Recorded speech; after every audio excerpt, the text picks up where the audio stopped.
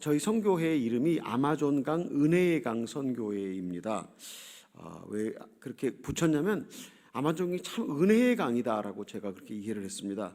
왜냐하면 늘 기도해야 하는 곳, 또 지금도 적응이 잘 안 되는 곳, 그래서 우리 인내가 많이 시험되니까 항상 새로운 마음으로 일할 수 있는 곳이어서 참 좋다라고 그렇게 생각합니다. 그래서 자아가 죽기에 좋은 곳, 자아가 죽기에 좋은 곳. 제가 선교사를 오래전부터 불렀습니다. 주님을 위하여 기꺼이 죽어드리고 싶은 사람이 있으면 아마존의 선교사로 오십시오. 옛날에 예수 믿을 때 저희들은 주님을 위해서 죽어드리고 싶어서 어떻게 하면 주님을 위해서 죽어드릴까요? 그래서 목사가 되기로 하고 선교사가 되기로 하고 그리고 오늘 이 자리에 서게 되었습니다. 제가 어느 목사님한테 지금도 이 21세기의 한국교회에 주님을 위하여 죽어드리고 싶은 사람이 있을까요? 그랬더니 지금은 중국도 없고 이북에나 있을지 모른다고 그랬습니다. 그런데 혹시 여러 성도님들 중에 나는 주님을 위해서 좀 내 목숨을 바치고 싶다 그런 분이 계시면 아마존의 선교사로 오시길 예수님의 이름으로 초대합니다. 하나님은 우리를 사랑하셔서 놀라운 계획을 갖고 계십니다. 그 놀라운 계획은 우리에게 풍성한 삶을 주기를 원하십니다. 그런데 문제가 있습니다. 무엇이 문제냐면 내가 문제입니다. 내가. 하나님이 우리에게 풍성한 삶을 주기 원하시는데 내가 문제입니다. 존 스토트라고 하는 아주 유명한 그런 영국의 영성가가 자아는 죄다라고 하는 윌리엄 템플이라고 하는 분이 쓴 글을 읽고 은혜를 받고 위로가 되고 큰 도움이 되었다고 이렇게 고백을 했습니다. 어떤 영성가는 말하기를 인간 내면의 가장 깊은 갈망은 하나님과의 연합이라고 그렇게 얘기를 했습니다. 왜냐하면 우리가 하나님의 형상으로 지음을 받았기 때문에 우리가 태어났던 그때부터 우리는 하나님을 향한 어떤 그런 연합의 갈망을 갖고 있었다고 하는 사실입니다. 또 그리고 그분이 우리를 지으신 것이 그분을 위해서 우리를 지으셨고 그런데 우리가 선악과를 따먹고 범죄했기 때문에 우리가 자아의 죽음을 통해서만 우리 자아가 죽음을 통해서만 그분과 연합이 가능하고 영적인 죽음을 통해서만 이 죄를 끊고 이 세상을 끊고 마귀의 모든 역사를 끊고 우리가 승리할 수 있기 때문에 우리가 우리의 자아의 죽음이 필수적으로 필요하다고 하는 사실입니다. 주님은 물리적인 죽음으로 직접 십자가에 죽으셨습니다. 주님이 죽으신 것이 정말 그분에게 유익했습니다. 그렇게 믿습니까? 주님이 십자가에 죽으신 게 그분을 위해서 유익했습니다. 그분이 십자가에 죽으셨기 때문에 부활하셨습니다. 그리고 하늘로 승천하셨습니다. 우리에게 성령을 보내셨습니다. 그리고 그분이 하나님 보좌 우편에 앉으셨습니다. 근데 어떤 영화에 이런 영화가 있죠. 예수님이 십자가에 이렇게 딱 달려 있는데 막달라 마리아가 이렇게 내려오라고 그러니까 막달라 마리아가 부르는 부름을 따라서 예수님이 내려와서 예수님이 막달라 마리아하고 결혼해서 일생을 잘 살았다. 아이 낳고 잘 살았는데 아주 노인이 되어서 옛날에 그런 일이 있었지라고 이렇게 회상하는 그런 반기독교적인 영화가 있었습니다. 만약에 예수님이 십자가에 죽지 않으시고 막달라 마리아의 초대를 받아 이 땅에 내려와서 그냥 오랫동안 살다가 아이 낳고 살다가 죽었다면 예수님이 하나님의 아들로 인정되는 일도 없었고 부활하는 일도 없었고 하늘로 승천하는 일도 없고 오늘도 우리가 모든 무릎을 꿇어서 모든 입술로 주님을 고백하는 일이 없었을 것입니다. 예수님이 죽으심으로 하나님의 아들로 인정되셨고 그렇게 영광을 차지했습니다. 주님은 우리에게 물리적인 죽음이 아니라 영적인 죽음으로 죽으라고 우리에게 말씀을 하십니다.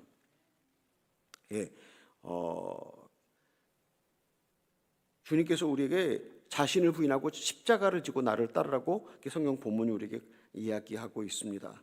근데 매일 십자가를 지라고 그렇게 말씀을 하십니다. 자신을 부인한다는 것은 내 자체가 악이다. 내 자체가 죄의 덩어리다. 내가 악의 축이라고 하는 것을 고백하는 것입니다. 그리고 십자가를 지라고 그랬습니다. 십자가를 진다고 하는 것은 누가복음 9장에 보면 이렇게 연결이 됩니다. 너희가 목숨을 구원코자 하면 잃을 것이고 나를 위하여 자기 목숨을 잃으면 구원하리라 그렇게 말씀하셨습니다. 날마다 십자가를 지고 주님을 따라간다는 것과 구원과 밀접한 관련이 있습니다. 본헤퍼라는 신학자는 제자가 되지 않고 그리스도인이 될 수 있는가? 제자가 되지 않고 구원을 얻을 수 있는가라는 그런 질문을 우리에게 던집니다. 그리고 그 마태복음 9장 25절에 보면 너희가 온 천하를 얻고 너희 생명을 잃으면 무엇이 유익하리오라고 그렇게 이야기를 합니다. 그러니까 오늘 주님께서 우리에게 초대하시는 말씀, 여기 우리가 읽었던 본문 말씀처럼, 우리가 읽었던 그런 본문 말씀처럼 참으로 우리가 자기 부모와 처자와 형제와 자매와 더욱이 자기 목숨까지 미워하지 않으면, 주님의 제자가 되지 않으면 사실은 구원이 된다고 그랬습니까? 안 된다고 그랬습니까? 여기 제자가 되지 못하면 구원을 받을 수 있을까? 제자로서의 삶을 살아야 한다고 하는 것을 우리에게 가르쳐주고 있습니다. 사도 바울이 고린도전서 15장 31절에서 이렇게 이야기합니다. 형제들아, 내가 그리스도 예수 우리 주 안에서 가진 바 너에게 대한 나의 자랑을 두고 단언하노니 나는 날마다 죽노라. 한번 다 같이 따라해 보실까요? 나는 날마다 죽노라. 아무쪼록 우리 성도님들께서 날마다 죽으시기를 예수님의 이름으로 축복합니다. 자아가 죽어야 한다고 우리에게 가르치고 계십니다. 그래야 주님의 생명으로 살 수 있기 때문입니다. 정동석 목사님이라고 하는 분, 우리 일생이 구원을 완성해가는 기간이라고 그렇게 이야기를 하기도 합니다. 여러분의 인생을 불행하게 하는 최고의 원인은 무엇이라고 생각하십니까? 여러분의 인생을 불행하게 하는 원인, 저는요 제 집사람이 제 인생을 불행하게 하는 요소라고 생각을 했어요. 왜냐면요, 제 집사람이 너무 지혜로운 여인이었고 영적인 여인이었고, 거기다가 살림도 잘하고 설교도 잘하고 아이들도 잘 가르치고 데코레이션도 잘하고, 그래서 항상 제가 우리 집사람 앞에서 주눅이 들고 살았었어요. 그러니까 우리 집사람이 얼마나 저한테 여러 가지 이야기를 많이 했는지 몰라요. 우리 목사님 사모님들 여기 많이 계시죠? 사모님들이 책을 많이 읽으시고 목사님들에게 인스피레이션을 제공하시기 바랍니다. 우리 권사님들, 집사님들도 책을 많이 읽으시고 남편에게 그런 이야기를 좀 많이 해주시기 바랍니다. 저희 집사람은 책을 많이 읽는 여자였어요. 뭐 개신교뿐만 아니라 카톨릭의 영성에 관한 책뿐만 아니라 많은 책을 읽어서 저한테 많은 이야기를 했어요. 그런데 여자들이 남자들에게 이야기를 하려고 할 때 우리 목사님들은 어떻게 그 아내의 이야기를 들으시는지 제가 되게 궁금합니다. 저는 우리 집사람이 여보 얘기 좀 해 이러면 제가 마지못해서 이야기하라고, 그리고 한 1분이 지나면 이렇게 꾸벅꾸벅 졸았어요. 그럼 우리 집사람이 화가 나서 그냥 굉장히 고통스러워했는데 제가 우리 집사람이 그렇게 저한테 뭐 그냥 잔소리와 더불어서 여러 가지 영적인 이야기들을 많이 할 때 제가 기도했어요. 하나님, 내가 우리 집사람 잔소리 때문에 살 수가 없어요. 우리 집사람을 초월하게 해주세요라고 기도를 했어요. 초월하게 해달라고. 우리 집사람을 뛰어넘는 영성과 우리 집사람을 뛰어넘는 지혜와 우리 집사람을 뛰어넘는 그런 능력을 갖게 해달라고 기도를 했어요. 근데 하나님이 제 기도를 들어주셨을까요? 안 들어주셨을까요? 왜 안 들어주셨을까요? 우리 집사람이 저한테 이런 얘기를 했어요. 아유, 밴댕이 소갈딱지. 밴댕이가 엄청 작은 생선인데 소갈딱지가 엄청 컸대요. 혹시 그런 아내로부터 그런 얘기 들어보신 분 성도님 계세요?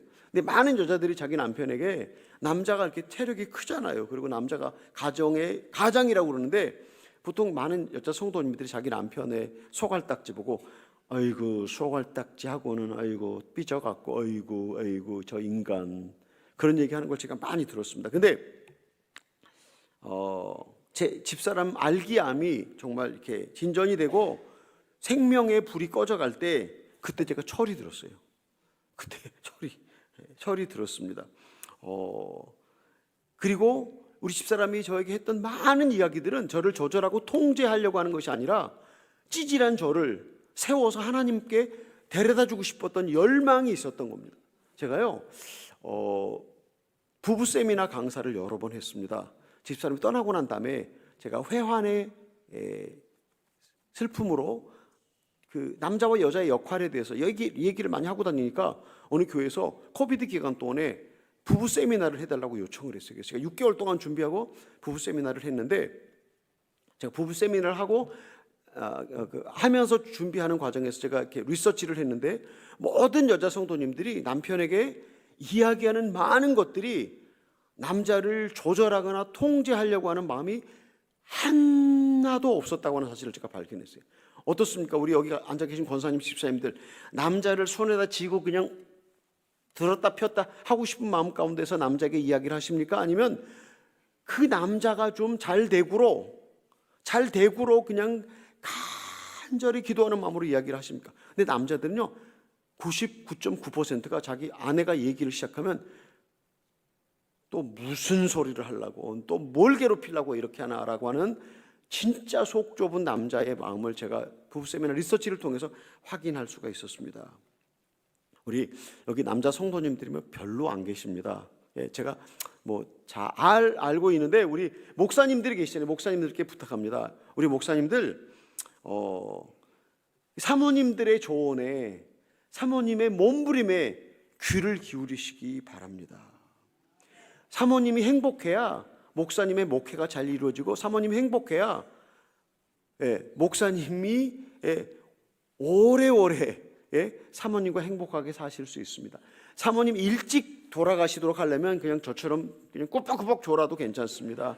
말을 시작하려고 그러면 고개 싹 돌려도 괜찮습니다. 그런데 제가 우리 집사님 떠나고 난 다음에 너무 마음이 아팠던 것은, 그렇게 우리 집사님이 제게 들려주고 싶었던 영적인 이야기, 하나님에 대한 얘기, 책을 읽고 영감받은 것에 대한 이야기를 들려주고 싶었을 때 제가 잘 들었더라면 우리 집사람이 스트레스 받지 않고 건강하게 인생을 오래오래 살았을 텐데, 내가 그런 얘기를 전혀 듣지 않아서 우리 집사람이 얼마나 스트레스를 받고 마음의 슬픔을 갖고, 그래서 혹시 암에 걸리지 않았을까, 내가 간접 살인자가 아닌가라는 생각을 하면서 더 많이 슬퍼하고 회한에 젖을 때가 참 많이 있습니다. 우리 목사님들 여기 많이 계신데 사모님이 오래 사셔야 합니다.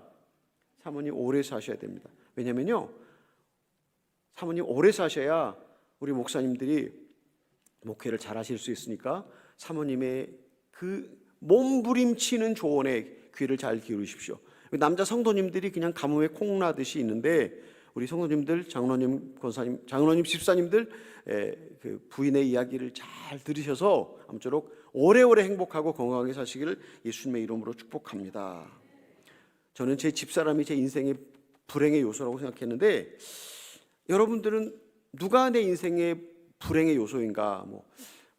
남자들은요, 어휴, 저 말 안 듣는 마누라, 나한테 순종하지 않는 저 그냥 어이구 나를 발에 때만도 못하게 여기는 저 마누라 생각하기도 하고요. 속썩이는 자식, 가난, 또 직장 상사, 그다음에 과거의 상처, 질병, 이런 것들을 다 내 불행의 요소라고 생각을 하거든요. 근데요, 사탄은 우리에게 이렇게 말합니다. 너는 피해자야. 너가 진짜 그것 때문에 너가 불행한 거야라고 계속 얘기를 합니다. 그러면요, 그걸 제가 말씀드렸잖아요. 그걸 초월하게 해달라고 제가 기도를 엄청 했는데 하나님이 그 기도를 전혀 안 들어주셨어요. 우리가 내 인생을 불행하게 하는 요소를 없애달라고 기도를 하잖아요. 하나님이 없애주시겠어요? 안 없애주시겠어요? 나를 불행하게 하는 요소, 그게 자녀일 수도 있고, 환경일 수도 있고, 가난일 수도 있고, 질병일 수도 있어요. 근데 없애주시겠어요? 안 없애주시겠어요? 예. 없애주신 경험이 있으신 분도 계시겠지만, 대체적으로 하나님은 이런 기도에 관심이 없으십니다. 왠지 아세요? 내 인생의 불행의 요인이 나라고 하는, 내 자아라고 하는, 나는 피해자라고 하는 이 열등의식에서 우리가 벗어나기를 원하시거든요. 근데 내 인생을 불행하게 하는 요소가 그 무엇이라고 이렇게 우리가 손가락질 하잖아요. 그러면 평생 피해자로 삽니다. 평생 찌질하게 살다가 인생을 마칩니다. 어떤 사람이 이런 얘기 하더라고요. 우리 인생의 무게는 내 자아의 무게이다. 내가 자아가 깨진 만큼 우리 인생이 자유롭고 행복하고 기쁘게 살 수 있다고 하는 그런 이야기입니다. 근데 진짜 주님의 성령이 우리에게 오시면요, 내가 주님을 살해한 가해자고, 내가 주님을 살해한 살인자고, 내가 내 문제의 중심이고, 내가 악의 축이고, 내가 가해자라고 하는 인식이 우리에게 들어옵니다. 누구도 내 인생을 불행하게 하는 요소가 아니고, 그 무엇도, 내 과거도, 내 상처도, 내 슬픔도, 내 질병도 나를 불행하게 하는 요소가 아니라 내 인생에 내가 최고의 원수라고 인정하게 됩니다. 저는 가장 성령 충만한 표식을요, 지정의가 가장 정상적일 때, 우리가 하나님의 형상을 회복하는 것인데 그게 바로 지정의가 가장 정상적으로 활동할 때가 가장 성령 충만한 것이라고 합니다. 그래서 남자는 여자를 사랑하지 않습니다. 우리 권사님들 남자는 여자를 사랑하도록 지음받지 않았고요. 남자는 일을 사랑하도록 지음받았습니다. 남자는 목표를 지향하도록 지음받았습니다. 그래서 남자는 여자를 사랑하지 않습니다. 여자는 남편을 존경하지 않습니다. 여자는 남편을 존경하지 않습니다. 여자는 사랑받고 싶은 욕구를 갖고 있지만 그러나 남편은 존경하지 않습니다. 이 가운데 이 큰 갭 가운데서 내가 가해자라는 인식이 들어오면 그러면 비로소 진짜로 거듭난 것입니다. 진짜로 이게 지정의가 완전히 이렇게 딱 이렇게 정상적으로 활동하면 그때 정말 구원이 확정된 것입니다.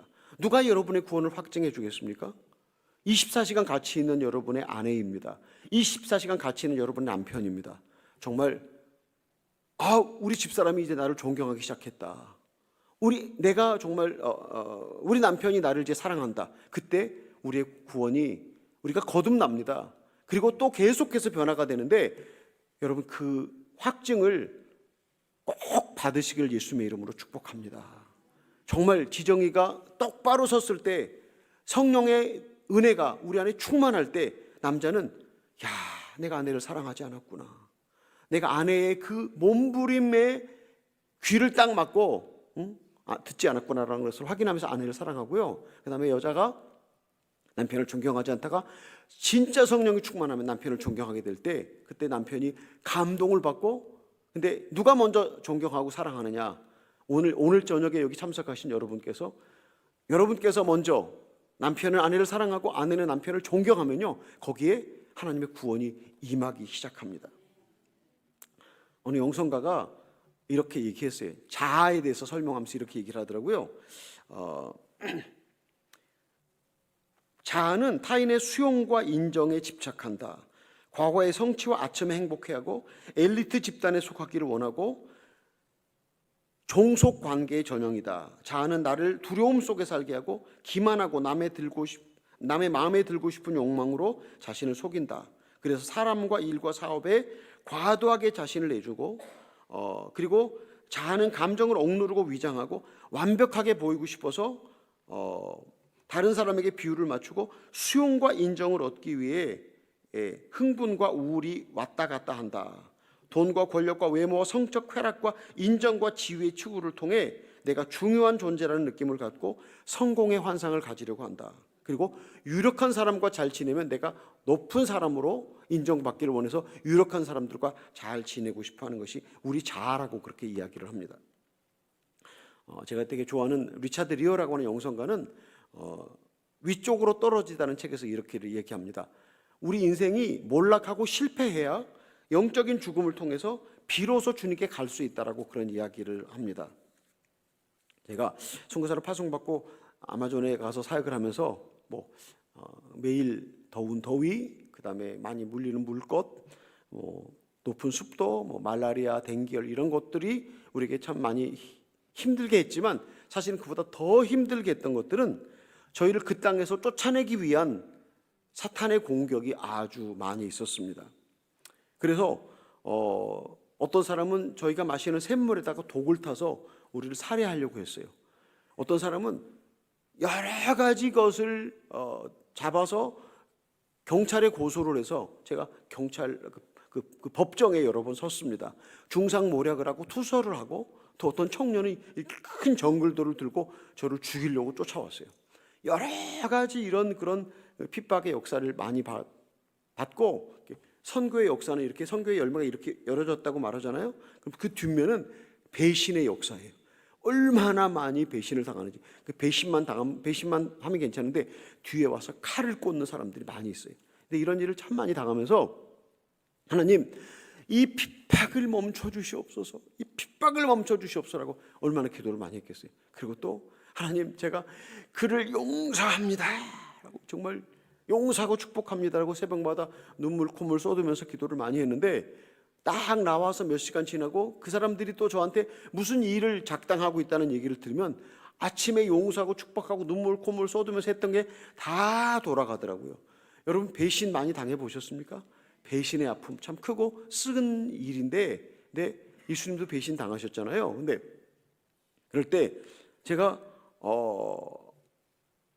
아주 힘들었어요. 근데 오늘 아침에 또 저를 괴롭히는 사람들을 위해서 제가 기도하는데 하나님이 저보고 회개하라고 그러시더라고요. 그래서 아니 회개를 제가 합니까? 누가 저를 괴롭히는데요? 그 사람들이 작당을 해갖고 저를 괴롭히고 뭐 고소하고 중상모략하고 투서를 보내고 모든 인디오 마을에 편지를 보내서 김철기 선교사는 이단이다, 김철기 선교사는 잘못됐다라고 만나지 말라고 하는 사람들이 누구입니까? 근데 하나님이 저보고 회개하라고 그랬어요. 그래서 제가 왜 회개를 왜 합니까? 그들이 회개를 해줘. 그랬더니 주님이 뭐라고 그러시냐면 그들이 너를 미워하지만, 그래서 핍박을 시작했지만 너가 그 핍박을 받으면서 너가 미워했던 그 미움이 그들의 미움보다 너의 미움과 비교할 때 너가 그들을 미워한 미움이 작냐 크냐. 근데 제가요 하도 핍박을 받으니까 진짜 죽이고 싶은 마음이 들더라고요. 여러분도 배신당하고 고통당하면 죽이고 싶은 마음 드신 적이 있으세요? 없으셨어요? 너무 착하시고 한 번도 없으셨습니까? 저는 진짜 죽이고 싶은 생각이 막 들더라고요. 근데 제가 하나님 회개하라고 그래서 뭘 회개합니까? 고개를 딱 들면서 그랬더니 너가 그를 미워했지만, 그가 너를 미워했지만 너가 그를 미워한 것은 더 큰 것이고, 그리고 너는 공부도 많이 했고 너는 가진 것도 많은데 그가 너를 미워했다고 그래서 너가 그를 향한 그 증오와 분노와 살해 의도까지 가진 너는 더 악하다고 말씀을 하셨어요. 그래서 제가 회개를 시작하는데, 회개를 도매금으로 하고 싶어 하잖아요. 우리가 그냥 하나님 용서해 주시옵소서. 근데 아니에요. 마귀가 있잖아요. 우리한테 들어오잖아요. 우리가 허락을 받고 들어오잖아요. 어떤 사건을 통해서 우리에게 분노를 일으키고 미움을 일으킬 때 그게 사단이 이렇게 들어오잖아요. 그럼 그게 다 무슨 일종의 에이전트처럼 지점을 만들어 갖고 우리 마음에 꽉 차게 되는데, 이거를 그냥 그 처음부터 사건 한 사건을 통해서 이거를 회개하고 뽑아내고 회개하고 토설하고 또 설하고 토설하고 토설하고 또 토설하는 가운데 도매금이 아니라 소매로 아주 상세하게 내 마음을 토하고 내 마음을 주님께 토설하게 될 때 그것이 빠져나가는 것을 경험할 수 있었습니다. 그래서 회개하고 또 회개하고 얼마나 시간이 많이 몇 달이 걸려서 제가 회개를 계속했어요. 그랬더니 그 사람들이 또 다시 계속 그런 일을 일으키는데 제 마음에 격동되지 않는 것을 경험했어요. 그래서 내가 비로소 믿음의 방패를 가졌구나. 사람들은 믿음의 방패를 어떻게 생각하는지 아세요? 믿음의 방패는 누가 나를 미워해? 나는 네가 아무리 미워해도 나는 너의 미움에 상관없어. 그러고 딱 손을 들고 사탄아 물러가라. 그래서 사탄이 물러가지 않아요. 그래서 물러갈 사탄이면 뭐 그렇게 공격하지도 않죠. 우리가 그 사탄의 공격에 내가 정말 사건 하나하나마다 다 회개하고 또 회개하고 또 회개하면은요, 내 마음속에 이 사단이 심어놓은 미움과 분노와 이 고통의 이 에이전트가 이게 다 빠져나가면 우리 마음이 아주 평안해지고 그가 무슨 일을 해도 다 그들이 쏘는 독화살이 그냥 밑으로 떨어져 버리는 것을 제가 경험할 수가 있었습니다. 그런데 더 놀라운 사실은 이런 것이었습니다. 제가 그렇게 회개를 다 하고 난 다음에 하나님이 저한테 영감을 주시는데, 누가 너의 은인이냐?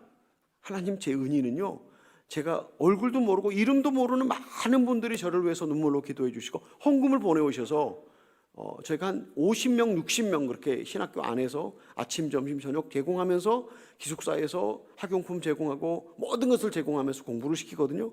한 달에 들어가는 생활비가 얼마나 많겠어요. 거기다가 또 병원선이 한번 나가서 출항해서 일을 하잖아요. 그럼 또 얼마나 많은 비용이 들겠어요. 근데 정말 많은 분들이 저희를 위해서 헌금해 주시고 기도해 주셔서 사역이 계속 이루어지는 그분들이 저에게 은인입니다라고 그렇게 얘기를 했더니, 그래, 그분들도 참 너에게 은인이고 좋은 사람들이지만 그런데 또 너에게 은인이 있는데 누가 너를 내 앞에 데려왔느냐, 누가 너를 눈물 콧물 빼고 네 무릎을 내 앞에 꿇렸느냐라고 주님이 반문을 하시더라고요.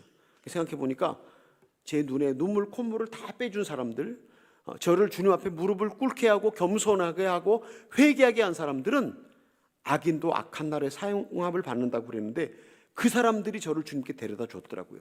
그래서 제가 그때 눈이 확 열렸어요. 아, 그렇구나. 나는 지금까지 그들을 생각하면서 그들이 정말 나를 도와준 사람이었구나. 나를 주님 앞에 데려다가 겸손하게 만들어준 사람이라고 하는 것을 생각하지 못했는데 하나님이 그런 영감을 주셨을 때 그들에 대한 측은지심이, 사랑이, 불쌍히 여기는 마음이 생기기 시작했습니다.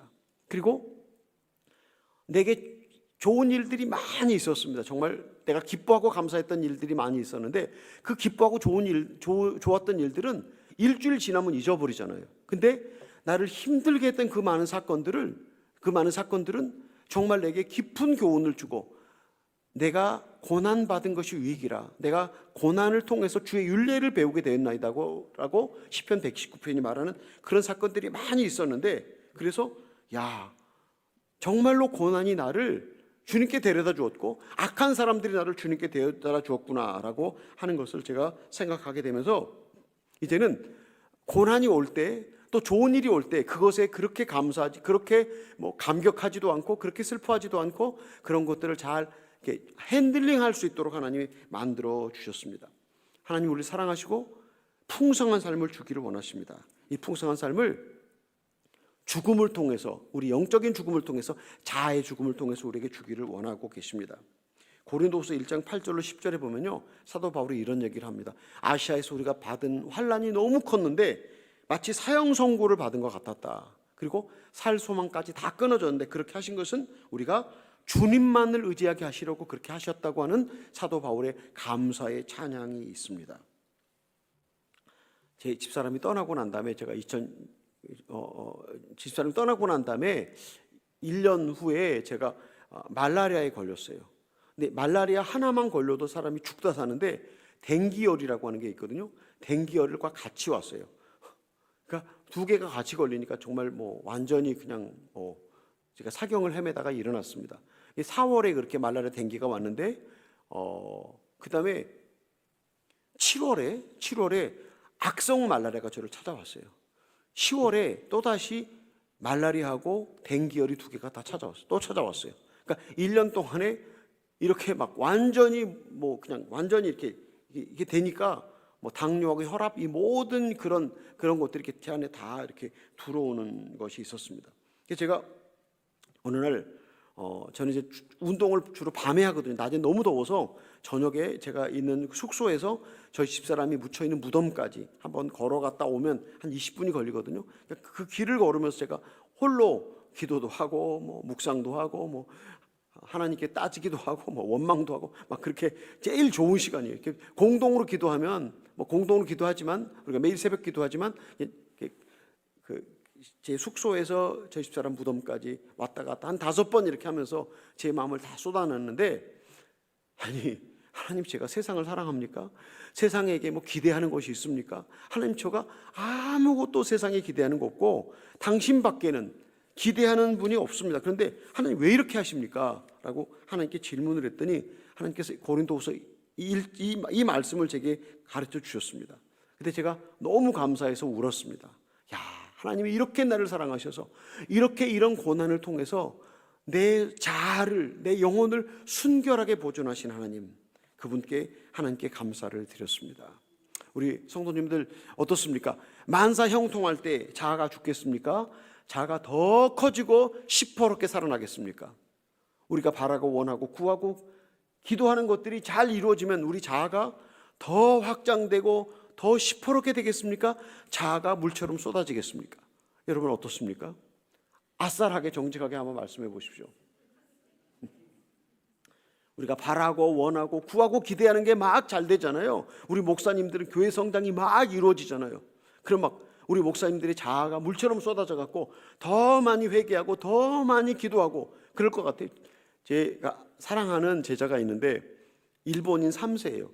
저희 사역지에서 6년 동안 치과 선교사로 봉사를 하다가 상파울루에 가서 일본인 교회를 목회하는데 50명에서 300명으로 늘었어요. 그러니까 얼마나 행복하겠어요. 50명에 300명 2년 만에 제가 메시지를 보냈어요.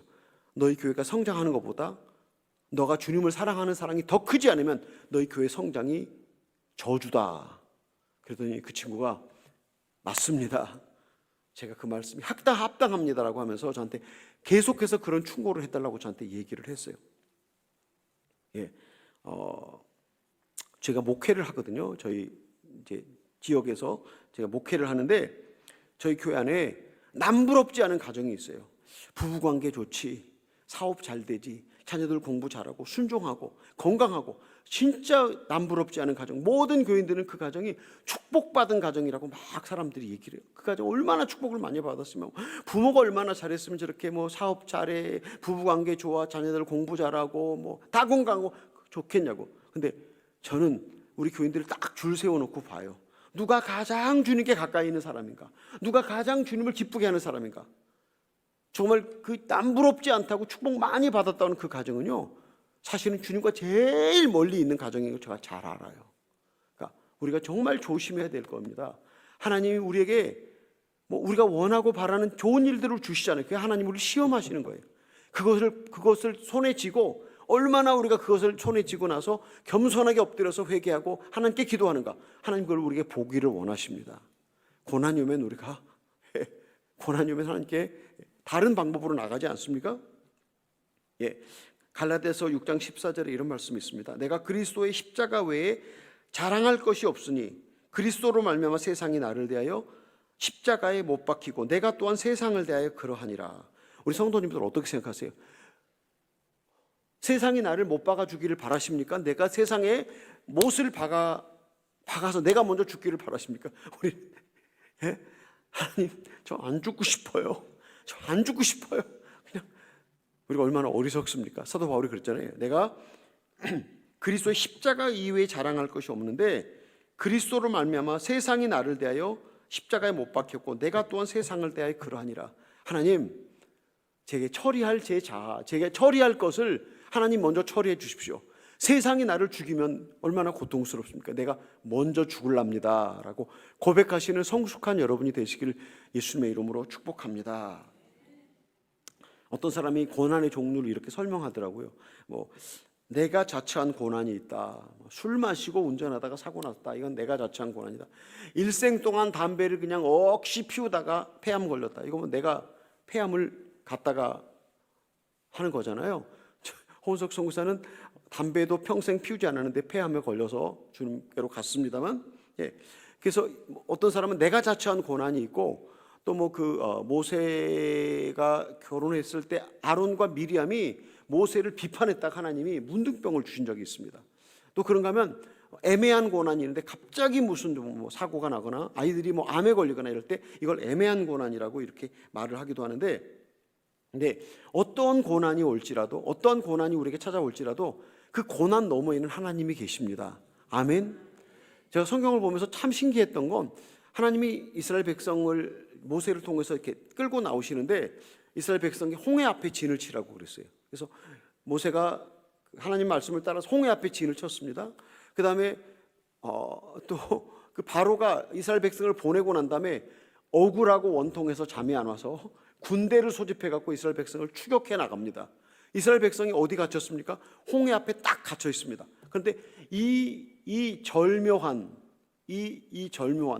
도망갈 수 없는 독에 갇힌 쥐 같은 이 절묘한 상황을 누가 연출했습니까?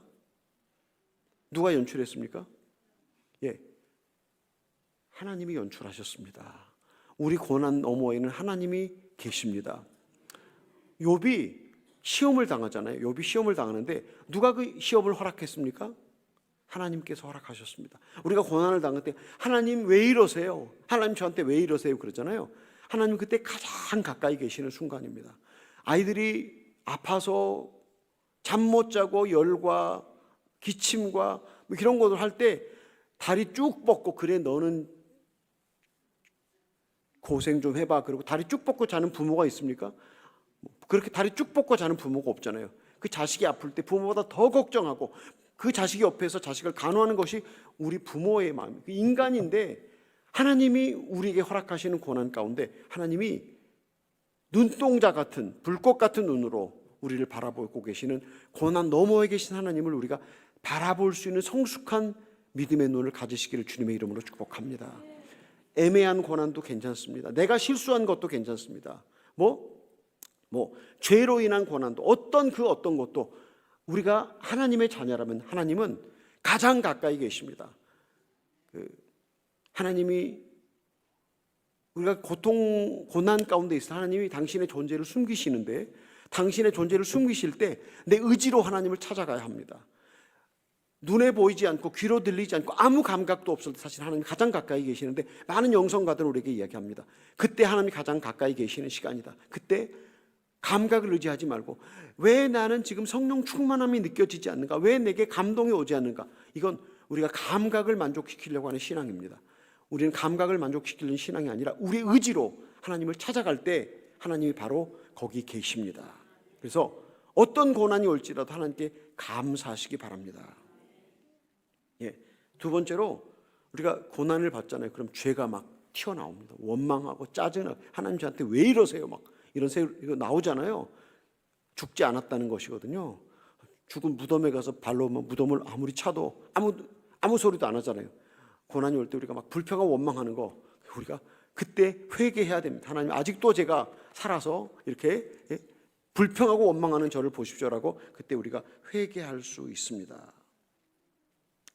그 다음에 주님 우리에게 고난을 허락하실 때 주님 우리에게 가르쳐주고 싶은 것이 있으세요.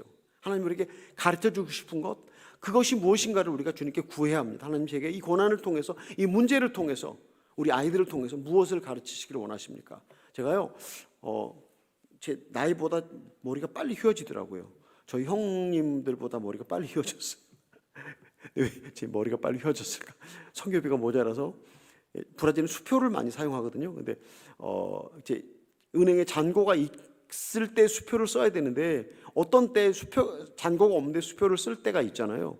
근데 은행에 잔고를 딱 띄워 보면 한 3불 이렇게 은행에 잔고가 남아 있을 때 밤에 잠이 안 와갖고 막 밤새 그냥 하나님 성교비를 보내주시옵소서 밤새 기도하고 잠을 못 자니까 흰머리가 많이 생기고 그래서 내 흰머리는 이 헛걱정한 열매라고 제가 생각을 합니다. 하나님이 저보고 너가 얼마나 돈을 사랑하는지 너 회개하라고 그러시더라고요. 아니 선교사가 무슨 돈을 사랑한다고 그러세요? 제가 그 선교비 받아갖고 무슨 제가 여행을 다녔어요. 아니면 제가 좋은 카메라를 샀어요. 무슨 제가 메이커 옷을 다 입었어요. 세상에서 가장 생활비가 안 드는 데가 아마존입니다. 근데 제가 무슨 돈 썼다고 저보고 이렇게 돈을 사랑하냐고. 그래서 너 나를 의지하지 않고 내가 공급자인데 내가 너의 나를 의지하지 않고 그렇게 돈을 의지하고 돈 때문에 밤새 잠 못 자고 머리가 휘어지는 거 너가 얼마나 돈을 사랑하는 사람이냐 생각해보니까 진짜 제가 돈을 사랑하더라고요. 그래서 제가 회개했어요. 저 돈을 사랑하는 선교사입니다. 나의 공급자이신 하나님을 의지하지 않고 돈을 사랑합니다라고 고백을 했어요. 하나님께서 제가 회개하니까 이렇게 문을 열어주시는 것을 제가 경험할 수 있었습니다. 근데 우리가 이렇게 고난이 올 때 무엇인가를 배워야 되는데 그때 우리가 주님을 택하는 법을 또 배워야 됩니다.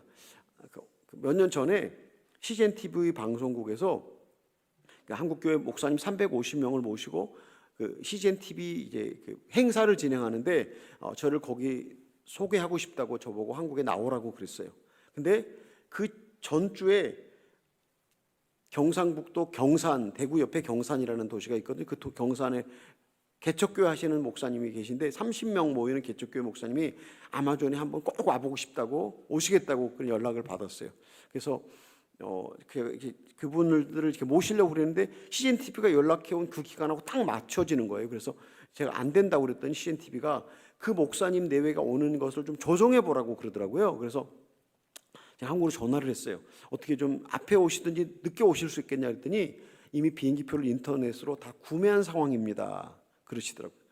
인터넷으로 비행기표를 구매했으면 이걸 연기한다는 게 굉장히 많이 수수료를 물잖아요. 그래서 제가 CGN TV에 안 가겠다고 그랬어요.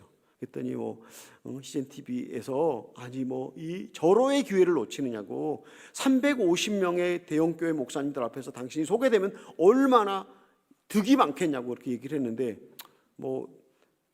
진짜 안 가고 말았거든요. 그리고 난 다음에 몇 달이 지나고 난 다음에 한국에 계신 집사님이 비행기표를 보내면서 한국에 와서 십자가 설교를 하라고 한국에 비행기표를 줬어요. 그러니까 비행기표를 공짜로 받으면서는 안 갈 수가 없잖아요. 그래서 제가 한국에 갔거든요. 가서 이제 교회 가서 설교하면서 이제 이렇게 건강 검진을 그때 받게 되었는데, 그래서 그때 이제 녹내장을 발견하고 뭐 갑상선 암을 발견하고 치료를 받게 되었습니다. 근데 제가 그때 생각이 났던 게, 제가 만약에 CGN TV 초대를 받고 갔다라면 학기 중에 가서 CGN TV 출연하고 이틀 후에 딱 비행기 타고 돌아와서, 그리고 난 다음에 한국에 갈 일이 없었을 텐데, 하나님께서 저에게 경산에서 오시는 30명 교회 목사님을 모시도록 하고, 그리고 저로 하여금 한국에 가서 천천히 시간을 갖고 신학교 방학 중에 한국에 가서 검사를 받고 치료하도록 하신 하나님. 그래서 하나님은 우리 생각보다 훨씬 더 크십니다. 그래서 어저께 제가 말씀드렸잖아요. 월급이 적은 쪽으로 가라. 아무도 안 가는 곳으로 가라. 거기 하나님이 계십니다. 거기에 주님이 계시고 기다리고 계시기 때문에 그렇게 우리에게 초대하고 있는 것입니다. 그래서 우리가 무엇인가를 선택할 때 내가 주님을 선택할 것인가, 내 육신이 원하는 것을 선택할 것인가, 아무쪼록 주님을 선택하시면 주님은 우리에게 보상하십니다. 영원에 속한 것으로 보상하십니다. 우리가 좋은 것을 선택하면요, 이 땅에서 쓰고 말 것을 우리가 선택하게 됩니다. 아무쪼록 영원에 투자하시는 여러분이 되시기를 주님의 이름으로 축복합니다. 그리고 우리가 고난을 받을 때 한 가지 기억할 것은 하나님을 신뢰해야 됩니다. 고린도서 10장 13절에 이렇게 말씀하시죠. 사람이 감당할 시험 받기는 허락한 것이 없나니, 허락한 것이 없다고 말씀하시면서 감당할 수 없을 때는 피할 길을 내서 하나님이 도와주신다고 말씀을 하셨습니다. 하나님은 우리의 한계를 알고 계십니다. 하나님 우리의 능력을 알고 계십니다. 우리가 서 있는 자리가 정말 견딜 수 없는 고통의 자리라고 할지라도 하나님 우리를 너무 잘 아시기 때문에 허락하셨습니다. 그래서 우리가 하나님을 신뢰할 수 있습니다. 로마서에 나오는 너무 유명한 말씀, 로마서 8장, 누가 우리를 그리스도의 사랑에서 끊으리요, 죽음까지도 우리를 그리스도의 사랑에서 끊을 수 없다고 그렇게 말씀하셨습니다. 우리 육신의 생명이 비록 이 땅에서 사라진다고 할지라도 그 하나님의 사랑은 나를 영원으로 인도할 것이라고 하는 사실을 생각하면서 어떤 고난이 올지라도 주님을 신뢰하시기 바랍니다. 제가 이 고난을 받는 자세, 제가 다시 한번 결론을 종합을 하면요, 내 고난 너머에 계신 주님을 바라보시기 바랍니다. 그래서 감사하고 그 고난을 통해서 내게 쏟아진 죄악을 회개하고, 그리고 고난을 통해서 배우고 주님을 선택하고, 그리고 주님을 신뢰하게 될 때 우리의 자아가 죽음에 넘겨집니다. 진정한 선은 자아의 죽음으로부터 시작된다고 얘기합니다. 우리가 자아가 죽지 않으면, 우리가 선하다고 하는 것이 내 선악과를 먹은 내가 이것은 선하고 악이라고 말하잖아요. 내가 선하다고 판단하는 거, 이건 악한 거예요. 왜냐하면 내 자아가 죽지 않은 내 육신의 자아는요, 내가 판단하는 선과 악은 마귀에게 속한 거예요. 내 육신에 속한 거예요. 근데 진짜 우리 자아가 죽으면 우리의 눈이 주님의 눈으로 바뀌어서 진정한 선이 자아의 죽음으로부터 시작된다고 하는 그런 이야기입니다. 근데 어떤 분들은 고난을 많이 겪어도 그냥 자아는 죽지 않고 슬픔과 한이 많이 쌓여서 그냥 울고 통곡하는 데 시간을 많이 쏟는 것을 보았습니다. 제가 정말 어려운 일들이 그렇게 많이 지나가는데도 자아를 죽음에 넘기지 않고 그냥 지나가는 걸 보면서 한 알의 밀알이 썩지 않고 그대로 있으면 아무것도 아니고, 죽으면 30배, 60배, 100배 열매를 맺는다고 그랬는데 자아가 죽지 않고 지나가는 모습을 보면서 거듭나지 못했구나, 생명의 씨가 없으니까 그냥 슬픔을 슬픔으로 만나고 지나가는구나 생각하면서 참 마음이 아팠습니다. 자아의 죽음이 수없이 반복됩니다. 우리의 존심, 이 존심이 주님의 성품입니까? 누구의 성품입니까? 마귀의 성품. 존심, 교만, 허영, 사치, 질투, 음란, 이 모든 것이 끊임없이 고난을 통해서 주님께 넘겨져야 합니다. 자아의 죽음을 통해서 죽고 또 죽어야 합니다.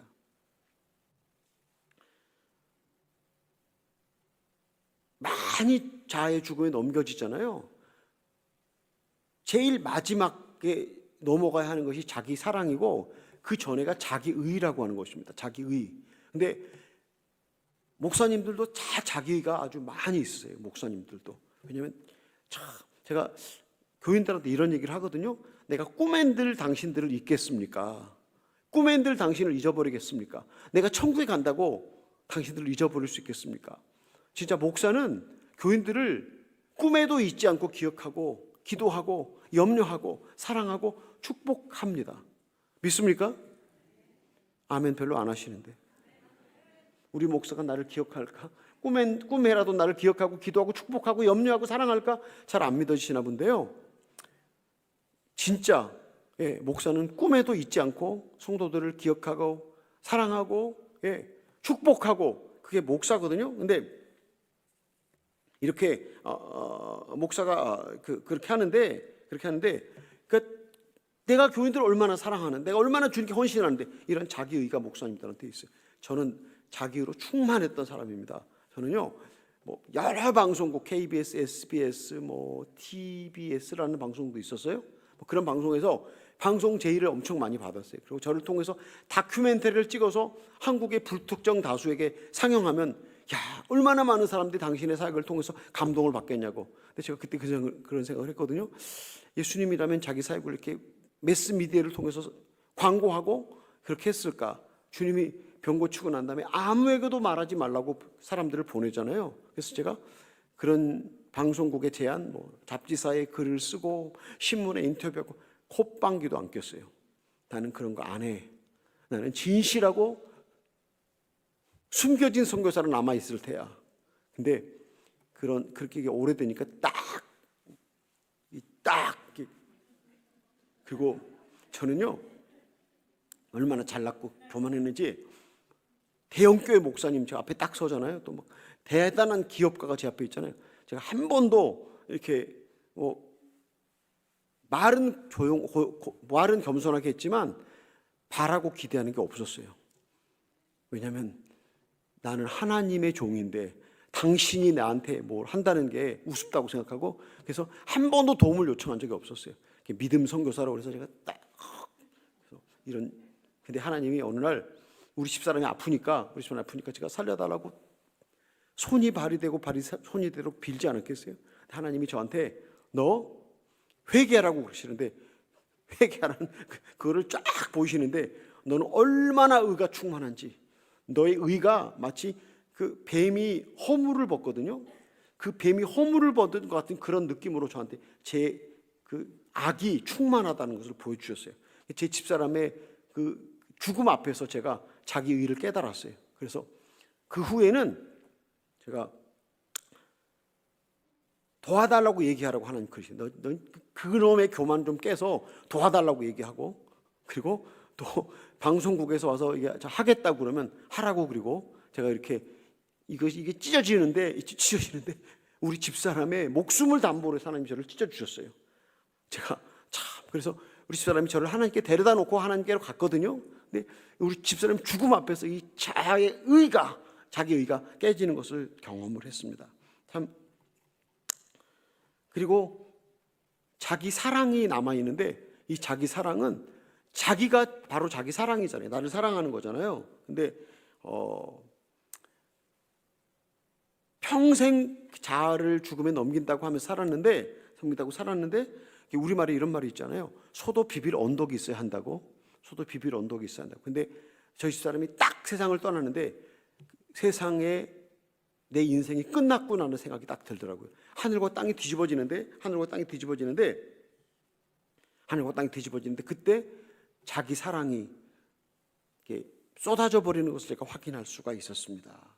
그래서 정말 하나님이 저를 하나님의 사람으로 만들기 위해서 저희 집사람이 도구가 되었구나라는 생각을 하면서 참 제 집사람이 미안하게 생각합니다. 그래서 그 잘난 의, 숨겨진 진실한 선교사, 그냥 아무에게도 드러내지 않은 순결한 진실한 선교사, 그리고 사람들에게 도움을 요청하지 않은 믿음 선교사라는 평. 근데 참 신기하고 놀라운 건요, 수십 년 동안 제가 그렇게 사람들 보고 도와달라고 얘기를 하지 않아도 하나님이 당신의 필요를 항상 채우셨어요. 하나님은 하나님이십니다. 그러니까 사람에게 도움을 요청하지 않아도 하나님은 당신의 사역을 하신다고 하는 그런 자신감이 있는데 그것마저도 하나님이 제게 너는 이제 고개를 숙여서 도움을 요청하라고 그렇게 말씀하셔서 제가 배웠습니다. 이 모든 과정이 저희 집사람의 떠남과 함께 관련이 있습니다. 그래서 제가 이런 것들을 경험하면서 갈라디아 2장 20절 말씀, 내가 그리스도와 함께 십자가에 못 박혔나 이제는 내가 산 것이 아니오 그리스도께서 내 안에 사신 것이라고 하는 그 사실을 제게 확인시켜 주셨습니다. 그래서 저에게도 있었던 교만과 자존심과 허영과 사치와 분노와 질투와 게으름과 이 모든 것 가운데서 제 집사람이 그 아픈데 예언하는 사람들이 그렇게 얘기하는 거예요. 당신이 회개하면 허송교사가 살고 당신이 회개하지 않으면 허송교사가 죽는다고. 야, 그러니 정말 제가 머리를 땅에 쳐박고라도 회개를 하고 싶더라고요. 어떻게 하면 이거 살려낼까라고 하는 생각 속에 진짜 머리를 땅에 쳐박고, 제가 저희 채플의 의자는 이렇게 판자로 된 의자거든요. 제가 3개월 동안 우리 집사람을 간호하고 3개월 동안 아마존에서 일하고 3개월은 저희 딸이 이렇게 교대를 했어요. 채플실에서 자면서 기도하다가 자다가 기도하다가 계속 그렇게 하는 가운데 회개하면 살려주고 회개 안 하면 데려가신다고 예언자들이 얘기하면 얼마나 무서워요. 그렇죠? 살려달라고. 그 가운데 너가 회개해야 된다는 것 가운데 자기가 포함됐다는 걸 알면서 회개를 하게 되었습니다. 그러니까 그동안 얼마나 교만하게 살았던 내 흔적이 이렇게 주 앞에 이렇게 공개가 되어졌습니다. 천지가 집사람이 떠나고 나면 천지가 뒤집어지는 그런 경험을 하는 것 가운데 하나님 저한테 이런 말씀하시는 것 같아요. 이건 아주 개인적인 체험이기 때문에 누구에게나 일치될 수 있는 건 아닙니다. 너가 평생 나와의 연합을 원하지 않느냐? 내가 평생 나와 연합된 삶을, 갈라디아 2장 20절 말씀이 이루어지는 걸 원하지 않느냐? 내가 너를 위해서 내 아내를 취했다라고 하는 그런 말씀을 주셨어요. 처음에는 그 말을 받아들이기가 너무 어려웠어요. 왜냐하면 내 연합을 위해서 아내가 희생되어야 했다고 하는 것이 너무 고통스러워서 받아들이기가 어려웠습니다. 그런데 시간이 지나면서 내가 평생 구했던 하나님과의 연합, 그 무엇보다 하나님을 더 사랑한다고 하는 고백을 받아내고 하나님 그렇게 하실 수도 있었겠다는 생각을 하면서 하나님의 사랑에 감사하게 되었습니다. 그리고 사실은 제 집사람 홍은석 선교사가 그 말기암으로 자기가 죽을 줄 알고 있는 상황 속에서 유언처럼 쏟아놓은 한 15번의 설교, 그 설교를 통해서 많은 사람들이 주님께 돌아오고 저에게 피드백을 보내는 것을 보면서 우리 집사람은 아마존이라고 하는 환경에서 복음을 삶으로 살아냈고 그 삶을 증거했기 때문에 많은 사람들에게 은혜가 되고 생명이 된다는 사실을 생각하면서, 근데 그 15편의 설교를 남겼는데 우리 집사람이 완치되어서 더 오래 살았더라면 건강해서 많은 사람들에게 감동을 줬을 텐데, 하나님의 생각은 가장 아름다운 순결한 영혼이었을 때 하나님이 취해서 한 점 부끄러움이 없는 영혼으로 하나님께 데려갔다는 생각을 하면서 하나님 당신은 선하십니다, 하나님 당신은 하나님이십니다라는 고백을 제가 하게 되었습니다. 제가 한 10년 동안 진짜 어렵게 살았어요. 우리 남자 성도님들, 아내를 먼저 보내고 호레비로 살고 싶으십니까? 아니면 새 장가 들고 싶으십니까? 그러지 않으시면 아내를 주님이 교회를 사랑한 것처럼 그렇게 사랑하시기 바랍니다. 주님이 교회를 사랑한 것처럼 사랑하라고 사도 바울이 명령하잖아요. 아내의 그 간절한 바람에 귀를 기울이시고 잘 들어주시기를 바랍니다. 아내가 하고 싶은 얘기를 다 하고 또 하고 또 하고 또 하고, 남자는 하루에 25,000 단어를 말하면 충분하고요, 여자는 125,000 단어를 말해야 된대요. 근데 제가 어떤 분한테 질문했더니 우리 집사람은 내 더 이상 얘기를 안 해, 그래서 좋대요. 그래서 아이고, 마누라가 저를 버린 줄도 모르고 좋다고 하는 게 참 안 됐구나, 안 됐어. 그러니까 여자는 125,000 단어를 다 얘기를 해서 남편에게 미주알 고주알 영적인 얘기, 살아가는 얘기, 아이들 얘기 다 하고 이게 마음이 편안함을 1시간 동안 전화기를 붙들고 얘기하잖아요. 그리고 난 다음에 만나서 얘기하자. 그렇잖아요, 여자분들은. 남자는 3분 동안 몇 시에 어디서 만나자 그러고 딱 전화 끊으면 땡 끝난대. 여자는 1시간 동안 얘기하고 만나서 얘기하자. 그게 여자잖아요. 근데 여자가 하고 싶으니까 얼마나 많은데 그 얘기를 잘 들어주시면 부인들이 건강하게 오래오래 살 수 있다고 생각을 합니다. 근데 제가 그렇지 않아서 제가 얼마나 고통스럽게 10년을 살았겠어요. 근데 10년이 지나니까 그 슬픔이 좀 작아지더라고요. 그 회한의 눈물이 좀 줄어들었어요. 근데 작년에 브라질에 좌파 정부가 들었었거든요. 2023년에 룰라라는 정부가 들어섰는데 그 룰라 정부가 저에게 사역을 못하도록, 병원 사역을 못하도록 목을 조이더라고요. 제가 그걸 딱 경험하면서 생각이 딱 들었어요. 아, 하나님이 아직도 나를 사랑하시는구나. 내 눈물과 아픔이 줄어들었을 때 하나님이 다시 내 무릎을 꿇게 하시고 내 눈물을 쏟게 하시면서 기도하게 하시려고 이 브라질 좌파 정부를 통해서 나를 깨우시는구나 생각하면서 하나님께 감사했어요. 근데요, 감사하니까 하나님이 기적을 일으켜 주시는 것을 내일 이야기하겠습니다. 십자가를 진다는 건요, 하나님의 뜻에 순종한다는 것입니다. 주님이 말씀하셨습니다. 오리를 가자고 하면 십리를 가져라고 그랬습니다. 속옷을 달라고 하면 겉옷까지 주라고 그랬습니다. 그러면 주님이 십리 밖에 계신다고 이야기합니다. 잔느 기용이라는 영성가는 말하기를 십자가를 진다는 어제는 잊어버리고 오늘 하나님이 내게 주신 내 삶의 환경이 최선이라고 기뻐해라. 내일을 주님께 의탁하라고 그렇게 이야기를 합니다.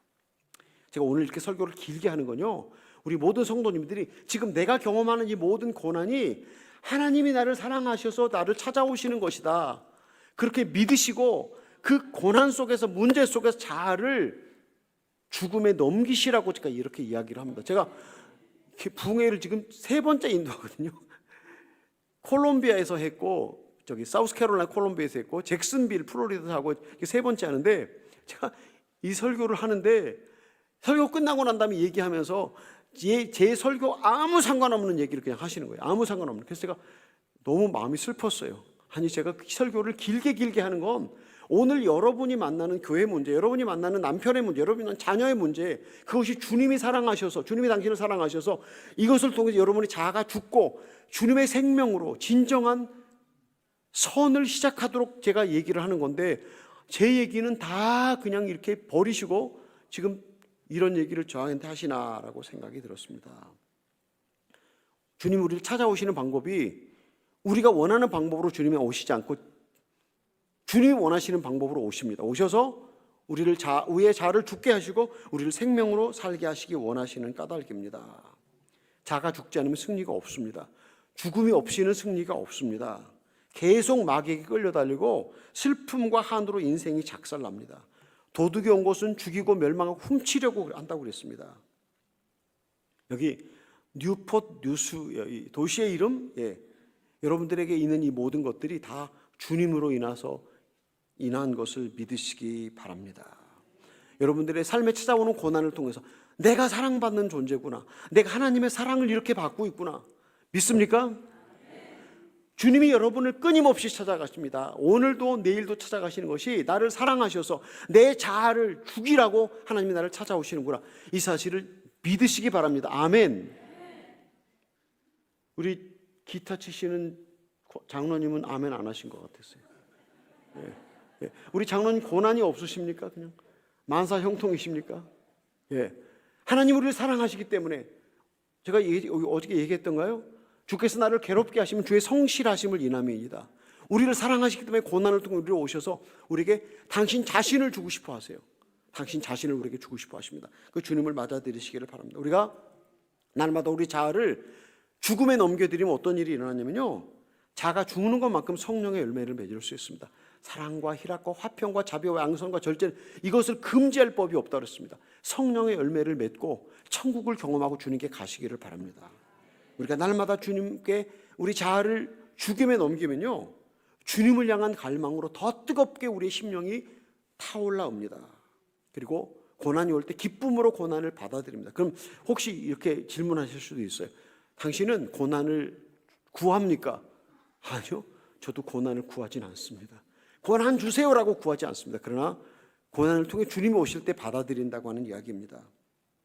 제일 중요한 것 마지막으로 마칩니다. 우리가 자아를 기쁨으로, 우리 자아를 죽음에 넘길 때요, 나를 통해서 다른 사람이 구원을 받습니다.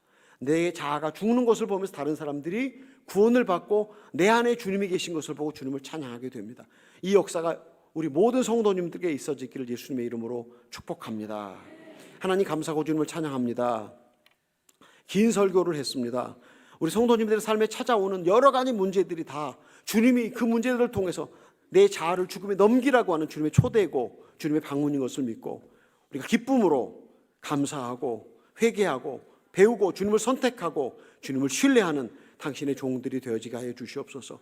2024년 참으로 자아가 죽음에 넘겨지고 또 넘겨져서 승리하는 한 해가 되게 하여 주시옵소서. 예수님의 이름으로 기도하옵나이다. 아멘.